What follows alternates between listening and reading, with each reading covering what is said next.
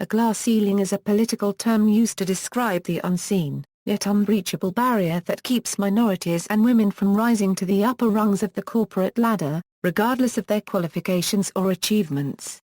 Initially, and sometimes still today, the metaphor was applied by feminists in reference to barriers in the careers of high-achieving women. In the U.S. the concept is sometimes extended to refer to obstacles hindering the advancement of minority men, as well as women. Definition: David Cotter and colleagues defined 4 distinctive characteristics that must be met to conclude that a glass ceiling exists.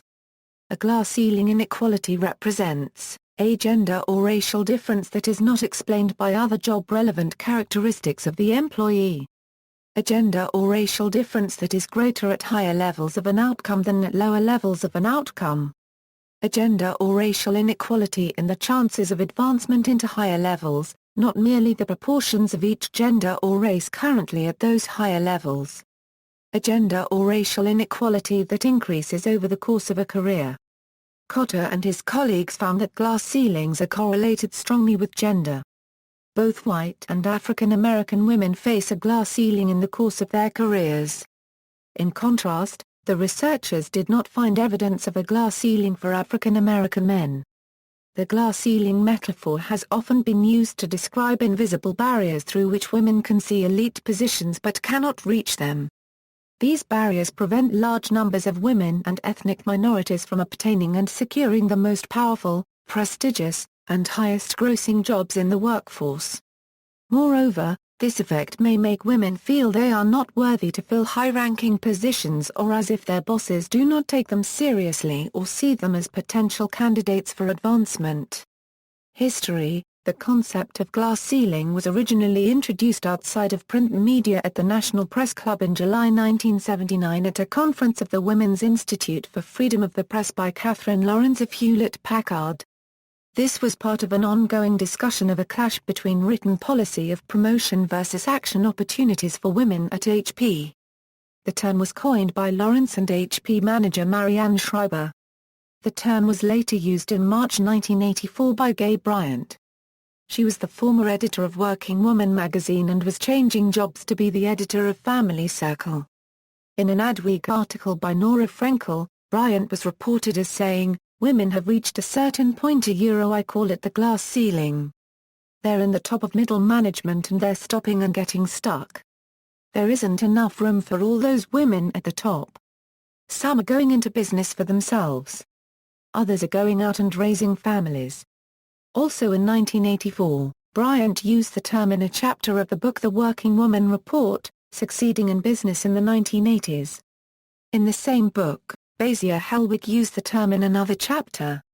In a widely cited article in the Wall Street Journal in March 1986, the term was used in the article's title, The Glass Ceiling, Why Women Can't Seem to Break the Invisible Barrier That Blocks Them from the Top Jobs. The article was written by Carol Heimowitz and Timothy D. Shellhart. In 1991, the U.S. Labor Department's chief, Lynn Morley Martin, reported the results of a research project called the Glass Ceiling Initiative, formed to investigate the low numbers of women and minorities in executive positions. This report defined the new term as those artificial barriers based on attitudinal or organizational bias that prevent qualified individuals from advancing upward in their organization into management-level positions. Gender pay gap. The gender pay gap is the difference between male and female earnings. In 2008, the OECD found that the median earnings of female full-time workers were 17% lower than the earnings of their male counterparts, and that 30% of the variation in gender wage gaps across OECD countries can be explained by discriminatory practices in the labor market. The European Commission found that women's hourly earnings were 17.5% lower on average in the 27 EU member states in 2008. The female-to-male earnings ratio was 0.77 in the United States in 2009. See also: Notes and references. Bibliography: Federal Glass Ceiling Commission. Good for Business, Making Full Use of the Nation's Human Capital. Washington, D.C. U.S. Department of Labor, March 1995.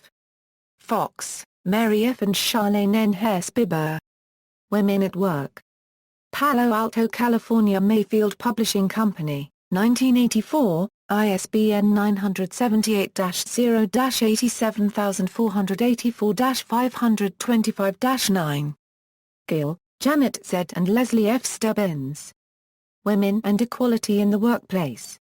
Santa Barbara, California. ABC Clio, 2003, ISBN 978-1-57607-937-9. Hare-Spieber, Charlene N. and Greg L. Carter. Working Women in America. New York, Oxford University Press, 2005, ISBN 978-0-19-515047-6. Linus, Karen S., and Donna E. Thompson. Above the Glass Ceiling? A comparison of matched samples of female and male executives. Journal of Applied Psychology, Vol. 82, No. 3, ppA 359/375, doi, 10.1037/0021-9010.82.3.359. Layla Schneps and Karali Kolmes, Math on Trial. How Numbers Get Used and Abused in the Courtroom, Basic Books, 2013. ISBN 978-0-465-03292-1, external links, Catalyst Research Report. Women in Corporate Leadership, PROGR. Women and Men in U.S. Corporate Leadership, Same Workplace, Different Realities? Catalyst. Women and Men in U.S. Corporate Leadership, Same Workplace, Different Realities? New York Catalyst, 2004, ISBN 978-0-89584-247-3. Catalyst.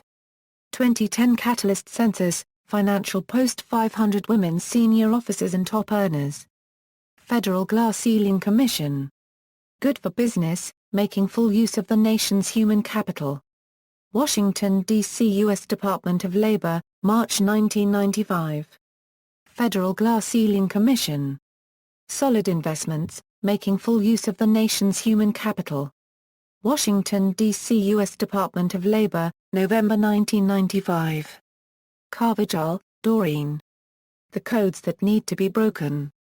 The New York Times, January 26, 2011. Cotter, David A., Joan M. Harmson, Seth Avadia, and Reese Vannyman. The Glass Ceiling Effect. Social Forces, Volume 80 No. 2, ppA 655/81.